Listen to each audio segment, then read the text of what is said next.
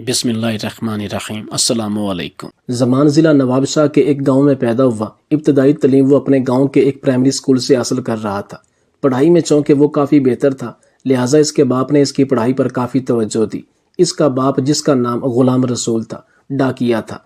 नवाबशाह डाक खाने से मुख्तलिफ लोगों के खतूत और कागजात मुख्तलिफ इलाकों में पहुँचाता था। गुलाम रसूल की नस्लें पिछले कई अरसे से एक वडेरे की गुलामी कर रही थी। हत्ता कि इस वडेरे के लिए गुलाम रसूल ने अपनी जॉब भी छोड़ दी थी और इसकी हवेली में काम करने लगा। गुलाम रसूल की ये ख्वाहिश थी कि किसी तरह इसका बेटा पढ़ लिख जाए और नस्ल दर नस्ल ये जो गुलामी इनके ख़ानदान में चली आ रही है, इसके बेटे को वडेरों की गुलामी से निजात मिल जाए। ज़मान अभी 5वीं जमात में था जब गाँव में ये बात मशहूर होने लगी, जो कि उस्ताद साहब ने ही सबको बताई कि ज़मान बहुत ज़हीन लड़का है, ये आगे जाएगा। गुलाम रसूल बेटे की इस काबिलियत से काफ़ी मुतासर हुआ, दिल ही दिल में काफ़ी खुश हुआ। लेकिन गांव का वडेरा, जो किसी सूरत ये बात बर्दाश्त नहीं कर सकता था कि गांव के गरीब लोग पढ़ लिख जाएं, एक दिन इस वडेरे ने गुलाम रसूल को अपनी हवेली में बुलाया और इसे कहा कि ज़मान काफ़ी बड़ा हो चुका है, इसको भी अपने साथ काम पर लाया करो ताकि शुरू से वो काम सीख सके। यही उम्र है सीखने की, कल से उसे भी अपने साथ मेरी हवेली लाया करो। ये सुनकर गुलाम रसूल काफ़ी हैरान हुआ। दिल में सोचने लगा कि ऐसा कैसे मुमकिन है कि मैं अपने बेटे को अभी से इनकी गुलामी पर लगा दूं। इसने वडेरे से कहा, साईं ठीक है, कल से मेरा बेटा मेरे साथ आएगा। लेकिन फिर वो ना आया। बार बार वो इससे पूछता था कि आज तुम्हारा बेटा तुम्हारे साथ क्यों नहीं आया। गुलाम रसूल हिले बहाने करने लगा कि उसकी तबीयत ठीक नहीं, वो अभी छोटा है। उसे कायल करते हुए ये बात बताने लगा कि वो अभी नहीं आ रहा, अभी बच्चा है, जैसे ही थोड़ा बड़ा होगा तो मैं अपने साथ उसे लाऊंगा। मगर वडेरा किसी सूरत ये बर्दाश्त नहीं कर पाया। वो गुलाम रसूल से कहने लगा, कोई बात नहीं, मेरे आदमी खुद तुम्हारे बेटे को यहाँ ले आएंगे। वो शुरू में थोड़ा खौफ महसूस करेगा, लेकिन आहिस्ता आहिस्ता उसे इस बात की आदत हो जाएगी। तुम्हें परेशान होने की कोई ज़रूरत नहीं। ये सुनकर गुलाम रसूल दिल ही दिल में परेशान होने लगा। दिल में यही सोचने लगा कि इसकी गुलामी का जाल कब टूटेगा, कब हम लोग आज़ाद होंगे। हम तो आज़ादी की फ़िज़ा में सांस लेना चाहते हैं। खैर, वो इस वडेरे की मिन्नत करता रहा कि वो बच्चा है, मैं आपसे वादा करता हूँ जैसे ही थोड़ा बड़ा होगा मैं अपने साथ उसे लाऊंगा। मगर इसने गुलाम रसूल की एक बात भी ना सुनी। गुलाम रसूल चूंकि कुछ पढ़ा लिखा था, लिहाजा वो वडेरे की मुंशीगिरी करता था। ज़मीनों का हिसाब किताब और इसी तरह अखराजात वगैरह वडेरे को बताता था। एक दिन वो वडेरे को कुछ ज़मीनों का हिसाब दे रहा था कि इसने देखा कि वडेरे के कुछ आदमी इसके बेटे को कंधे पर उठाकर हवेली लेकर आ रहे हैं। वो बेचारा रो रहा था, लेकिन वो ज़मान की बात नहीं सुन रहे थे और वो ज़मान को उठाते हुए वडेरे के कदमों में लाए। गुलाम रसूल से ये लम्हा बर्दाश्त न हुआ। ज़मान अभी छोटा बच्चा था, अपने बाप को देखते ही अपने बाप से लिपट गया, फिर ज़ारो कतार रोने लगा। गुलाम रसूल ने वडेरे के सामने हाथ जोड़कर कहा कि ये अभी बच्चा है, इसकी आप किसी बात का बुरा ना मनाएं। बड़ा होगा तो सब समझ आ जाएगा कि हम तो नस्ल दर नस्ल गुलाम हैं आप लोगों के। ये सुनकर वडेरा मुस्कुराने लगा और कहा, कल से ये बच्चा स्कूल नहीं जाएगा, इसको अपने साथ लाना। बस इस बात ने गुलाम रसूल को सोचने पर मजबूर कर दिया। आज रात वो अपने घर में था। बीवी ने जब इसके सामने खाना पेश किया तो खाना तो इसके सामने था, लेकिन वो गहरी सोचों में गुम था। बीवी से बार बार यही पूछ रही थी कि क्या हुआ है, कोई परेशानी है तो मुझे बताओ। गुलाम रसूल ने अपनी बीवी से कहा कि तुम्हें अपना ये आबाई गांव कितना प्यारा है। वो कहने लगी, ये कोई पूछने वाली बात है, ये कैसा अजीब सा सवाल है। हर किसी को अपना इलाका प्यारा होता है, अपना आबाई गाँव जहाँ इंसान अपना बचपन गुजारता है, बड़ा होता है। गुलाम रसूल ने बीवी से कहा कि अगर किसी वजह से तुम्हें अपना ये वतन छोड़ना पड़े तो क्या तुमसे ये काम हो पाएगा। शौहर की ये बात सुनकर बीवी थोड़ी सी परेशान हुई और फिर अपने शौहर से कहने लगी कि आप खुलकर बात करें, आप ऐसा क्यों कह रहे हैं। कौन अपना आबाई वतन छोड़कर कहीं जाएगा और हम क्यों जाएंगे। गुलाम रसूल ने अपनी बीवी से कहा कि मेरी बात गौर से सुनो और इस राज को राज रखना। हम ये गाँव छोड़कर जाने वाले हैं, लेकिन वो भी आधी रात को, और किसी को ये बात बताने की जरूरत नहीं। हमारी यहाँ थोड़ी जमीनें हैं, पहले मैं बड़ी ही राजदारी से इन ज़मीनों का सौदा तय करूंगा और फिर इनको फरोख्त करूंगा। इसके बाद हम यहाँ से चले जाएंगे हमेशा हमेशा के लिए। देखो मेरे बेटे की तरफ गौर से देखो, कितना मासूम है, पढ़ाई में भी काफ़ी अच्छा है। गुलामी की ये जंजीरें जो हमारे ख़ानदान ने पिछले कई सालों से पहनी हैं, मैं इन जंजीरों को तोड़ना चाहता हूँ और अपने बेटे को किसी सूरत इन वडेरों की गुलामी में नहीं देखना चाहता। मगर यहाँ रहते हुए ऐसा मुमकिन नहीं। शौहर की ये बात सुनकर इसकी बीवी रोने लगी और कहा, हमारा तो इस दुनिया में कोई नहीं, ना ही कोई रिश्तेदार है, हम कहाँ जाएंगे। आप तो अच्छी तरह जानते हैं جو بھی ہے ہمارا اس گاؤں میں ہی ہے۔ غلام رسول نے اپنی بیوی سے کہا کہ اللہ کی زمین بہت وسیع ہے، کراچی میں میرا ایک بچپن کا دوست ہے، میں کچھ دن اس کے ساتھ رہوں گا، پھر ہم اپنا ذاتی گھر خرید لیں گے، تمہیں پریشان ہونے کی ضرورت نہیں۔ غلام رسول نے اپنی زمینوں کا ایک آدمی سے سودا طے کیا اور اسے منع کیا کہ وڈیرے کو اس بات کا علم نہیں ہونا چاہیے کہ میں نے اپنی زمینیں فروخت کی ہیں۔ 20 لاکھ میں اس نے اپنی زمینیں فروخت کی اور اب غلام رسول اچھے موقع کی تلاش میں تھا کہ کسی رات وہ فیملی کو لے کر کراچی کی طرف روانہ ہو جائے۔ اس کا دوست ایوب، جو کہ اس کے ساتھ کبھی ڈاکیا کی جاب کرتا تھا اور کراچی میں شفٹ ہو چکا تھا، وہ اپنے دوست کے پاس جا رہا تھا۔ یہ رات کا وقت تھا جب غلام رسول نے اپنی بیوی اور بچے کو لے کر اسٹیشن پر پہنچا اور ٹرین کا انتظار کرنے لگا۔ اس کا دل زور زور سے دھڑک رہا تھا۔ وہ ایک ایسے سفر پر تھا جو شاید آسان نہیں تھا، لیکن چونکہ ابھی تک وہ ٹرین کا انتظار کر رہا تھا اور اسے اس بات کا بھی خدشہ تھا کہ وڈیرے کے آدمی کسی طرح اگر اسٹیشن پر آ گئے تو اسے زندہ نہیں چھوڑیں گے۔ غلام رسول کی بیوی دل ہی دل میں اللہ تعالیٰ سے دعا کر رہی تھی کہ یہ سفر خیریت سے گزرے اور اللہ ہمیں اس وڈیرے کے شر سے محفوظ رکھے۔ اللہ اللہ کر کے ٹرین آئی تو غلام رسول کی سانسیں بحال ہونے لگی۔ اب اسے محسوس ہونے لگا کہ وہ آزاد فضاؤں میں سانس لے سکتا ہے۔ اس کی اولاد اب کسی کی غلامی نہیں کرے گی۔ ایک دن کے سفر کے بعد وہ کراچی پہنچا تو ایوب نے اسے خوش آمدید کہا۔ غلام رسول بار بار اپنے دوست سے یہی کہہ رہا تھا کہ میں کرائے کا مکان تلاش کر رہا ہوں، بس کچھ دن آپ کو آپ کے گھر میں تکلیف دوں گا اور آپ کو ہمیں برداشت کرنا پڑے گا۔ اس کی یہ بات سن کر اس کے دوست نے کہا کہ یار ایسی باتیں کیوں کر رہے ہو اور کیوں مجھے ایسی باتیں کر کے شرمندہ کر رہے ہو؟ تم یہ بات اچھی طرح جانتے ہو کہ تم نے میری کس طرح مدد کی، ہر مشکل میں تو نے میرا ساتھ دیا اور میں تمہارا یہ احسان آخر کیسے فراموش کر سکتا ہوں؟ میری بیوی کا آپریشن تھا، میرے پاس پیسے نہیں تھے، اس وقت بھی تم نے ہی میری مدد کی، اور میں جس گھر میں رہ رہا ہوں اس کو خریدنے کے لیے بھی مجھے مزید پیسوں کی ضرورت تھی کیونکہ پیسے کم پڑ چکے تھے۔ اس موقع پر بھی تم نے میری مدد کی تھی اور اب ایسی باتیں کر رہے ہو، اسے اپنا گھر ہی سمجھو اور دوبارہ ایسی بات مت کرنا۔ کچھ دنوں بعد غلام رسول نے ایک کرائے کا مکان تلاش کر لیا، لیکن غلام رسول کا یہی ارادہ تھا کہ وہ ہمیشہ کراچی میں رہے گا، اپنا ذاتی گھر خریدے گا۔ گاؤں کی زمینیں جو اس نے فروخت کی تھیں، اس کے پاس وہ پیسہ موجود تھا۔ اس کا ارادہ تھا کہ ایک اچھی لوکیشن پر کوئی گھر خرید لے گا۔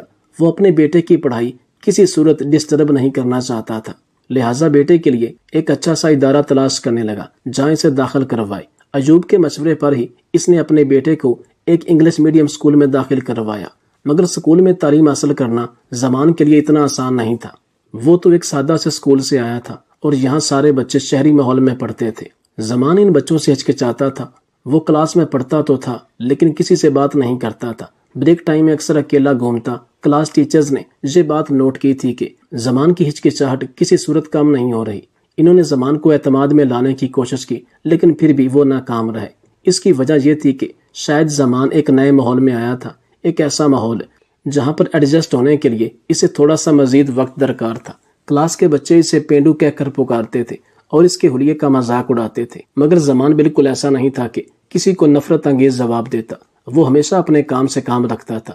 وہ بچہ جو اپنے آبائی گاؤں میں پہلی پوزیشن لے رہا تھا اور ادھر بڑی نمایاں کامیابی حاصل کر رہا تھا، لیکن ادھر وہ ہمیشہ آخری پوزیشن حاصل کرتا۔ اسکول کے ٹیچرز ہمیشہ اس سے نالائق کہتے اور اسے نفرت انگیز نظروں سے دیکھتے تھے۔ پرنسپل، ٹیچرز، پیرنٹس میٹنگ کرواتے اور یہ جاننے کی کوشش کرتے کہ زمان کی تعلیم میں بہتری کیوں نہیں آ رہی، مگر ٹیچرز الٹا پرنسپل سے یہی کہتے کہ ہماری بہترین کوشش کے باوجود زمان میں بہتری نہ آ سکی اور اگر یہ بچہ اسی طرح پرفارم کرتا رہا تو ہمارے ادارے کے لیے یہ بہتر نہیں ہوگا۔ میٹرک میں جب زمان نے آخری پوزیشن حاصل کی تب پرنسپل صاحب نے غلام رسول کو اسکول میں دعوت دی۔ غلام رسول کے دل میں شک پیدا ہوا کہ یہ دعوت ایسے تو نہیں ہے، کوئی نہ کوئی انہونی ضرور ہے۔ وہ جب اسکول آیا تب پرنسپل نے غلام رسول سے کہا کہ ہمیں بڑے افسوس سے کہنا پڑتا ہے کہ آپ کے بیٹے کو ہم مزید اپنے اسکول میں نہیں رکھ سکتے۔ یہ بات زمان کے سامنے اس نے کہی تھی۔ یہ سن کر تو گویا غلام رسول کے پیروں تلے زمین نکل چکی تھی۔ وہ تو اپنے بیٹے کو تعلیمی میدان میں آگے دیکھنا چاہتا تھا اور یہی ایک ادارہ تھا جس کی بدولت اس کا یہ خواب پورا ہو سکتا تھا۔ اس نے پرنسپل صاحب کو قائل کرنے کی بہت کوشش کی کہ وقت گزرنے کے ساتھ میرا بیٹا بہتر ہو جائے گا، آپ فکر مند نہ ہوں، لیکن اس نے کوئی بات نہ سنی اور کہا کہ آپ اپنے بیٹے کو اپنے ساتھ لے جا سکتے ہیں۔ زمان نے جب اپنے باپ کو اپنے سامنے بے بس دیکھا تو اسے بہت افسوس ہوا۔ وہ اپنے باپ سے بہت محبت کرتا تھا۔ پتہ نہیں زمان کے دماغ میں ایسا کیا آیا، لیکن جاتے وقت اس نے پرنسپل سے کہا کہ آج تو مجھے آپ اپنے ادارے سے نکال رہے ہیں، مگر انشاءاللہ کل کو آپ مجھ سے ملنے کے لیے ترسیں گے ضرور۔ زمان کی یہ بات سن کر جہاں اس کا باپ بھی حیران ہوا تھا، وہاں پرنسپل مسکرانے لگا اور طنز بھرے لہجے میں کہا، یہ تو وقت بتائے گا کہ تم میں کتنی اہلیت ہے۔ بہتر یہی ہے کہ تم اس شہر کی گندی نالیاں صاف کرو جو کہ تمہیں سوٹ کرتا ہے۔ تعلیم میں ترقی کرنا اور آگے بڑھنا تمہارے بس کی بات نہیں۔ تم گاؤں کی گندی نالی کے کیڑے ہو، تم کچھ نہیں کر سکتے، لہٰذا بڑی بڑی باتیں کرنے کا کوئی فائدہ نہیں۔ زمان اپنے باپ کے ساتھ گھر واپس آیا، آتے ہی اپنی ماں کی گود میں لیٹ گیا اور رو رو کر ماں سے کہنے لگا کہ ماں، میں آپ سے ایک بات پوچھنا چاہتا ہوں، کیا بڑا آدمی بننے کے لیے تعلیم یافتہ ہونا ضروری ہے؟ ماں بیٹے سے کہنے لگی کہ بیٹا، تعلیم انسان کو شعور دیتی ہے، لیکن دولت یہ محنت اور نصیب کا بھی کھیل ہے۔ ہم نے کئی ایسے ان پڑھ دولت مند دیکھے ہیں جو ایک دن بھی سکول نہیں گئے تھے۔ بیٹا، مایوس ہونے کی ضرورت نہیں، جو تمہارے نصیب میں ہے وہ تمہیں ضرور ملے گا۔ بس ایک بات کا ہمیشہ خیال رکھنا کہ کبھی اپنے ضمیر کا سودا مت کرنا، پیسے کی خاطر اپنا ضمیر کبھی نہیں بیچنا۔ زمان نے اپنے باپ سے معذرت کی اور کہا کہ بابا، مجھے معاف کر دینا، مگر میں تعلیم جاری نہیں رکھ سکتا کیونکہ یہ شہر ہے اور کافی مہنگائی ہے۔ یہاں میری تعلیم مکمل کرنے پر آپ اپنی ساری دولت لوٹا دیں گے، جو زمینیں بیچ کر ادھر سارا پیسہ مجھ پر لگ جائے گا اور آپ کا سپنا پورا نہیں ہوگا۔ آپ مجھ پر بھروسہ رکھیں، اگر ہو سکے تو چھوٹی سی دکان بنا کر مجھے دیں، میں محنت کرنے کی کوشش کروں گا۔ باپ نے بیٹے کی تعلیم سے بیزاری دیکھی تو چھوٹی موٹی شاپ بنا کر اسے دے دی تاکہ گھر میں نکما نہ پڑا رہے۔ زمان کچھ عرصہ دکان میں بیٹھا رہا لیکن یہ تجربہ ناکام ہوا۔ غلام رسول بیٹے کی وجہ سے سخت پریشان تھا تو اس نے اپنے دوست ایوب سے رابطہ کیا۔ ایوب نے کہا کہ ایک بینک کے سیکیورٹی گارڈ کے لیے جاب آئی ہے، ماہانہ سیلری 25,000 ہے، اگر زمان یہ جاب کرنا چاہتا ہے تو مل سکتی ہے۔ مرتا کیا نہ کرتا، مجبوراً زمان بینک کی یہ جاب کرنے لگا۔ زمان کے لیے یہ کڑی آزمائش تھی کیونکہ بینک کے باہر کھڑا ہو کر یہ جاب کرنا بہت مشکل تھا، نہ گرمی دیکھی نہ سردی، بس پورے 8 گھنٹے ڈیوٹی کرنی تھی۔ ایک دن بینک سے ایک بڑے بزنس مین کا بیٹا پیسے نکلوا کر اپنی گاڑی میں بیٹھا تو ڈاکوؤں نے اس پر حملہ کیا۔ ڈاکو اس سے پیسے چھین چکے تھے لیکن اسے اغوا کرنے کی بھی کوشش کر رہے تھے۔ زمان نے اپنی جان پر کھیل کر ڈاکوؤں پر فائر کیا۔ ایک ڈاکو موقع پر ہلاک ہوا جبکہ دوسرا بھاگنے میں کامیاب ہوا، لیکن پیسوں والا تھیلا گاڑی کے اندر رہا اور لڑکے کو اغوا کرنے کی کوشش ناکام ہوئی۔ اس لڑکے کا نام ذیشان تھا۔ وہ زمان کی بہادری سے کافی متاثر ہوا۔ زمان کی وجہ سے آج اس کی جان بچی، لہٰذا اس نے زمان کو ایک انعام دینے کا فیصلہ کیا۔ یہ 20 لاکھ کا چیک تھا۔ وہ زمان کے پاس آیا اور کہا کہ یہ تمہارا انعام ہے، لیکن زمان نے کہا کہ بھائی، یہ میرا فرض تھا، میں نے یہ کام پیسوں کے لیے نہیں کیا۔ ذیشان نے اپنے باپ سے کہلوا کر زمان کو اپنے آفس میں ایک جاب دلائی۔ اس کی سیلری بھی کافی زیادہ تھی۔ زمان اب ذیشان کے باپ کی کمپنی میں جاب کر رہا تھا، مگر اس کی دوستی ذیشان کے ساتھ کافی کلوز ہو چکی تھی۔